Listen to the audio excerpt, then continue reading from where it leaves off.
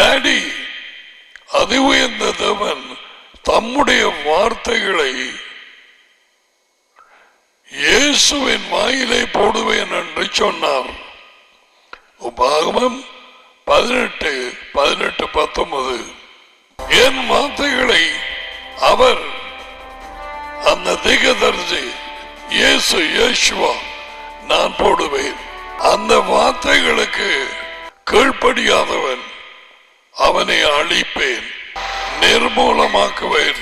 உபாகமத்தில் விசாரிப்பேன் என்று போன்று ராயப்பர் பேசும் நேரம் அப்போஸ்தலர் 3:23 அவன் கீழ்ப்படியாதவன் இயேசுவின் சொற்களுக்கு ஜனத்திலே இராதபடிக்கு நிர்மூலமாக்கப்படுவான்.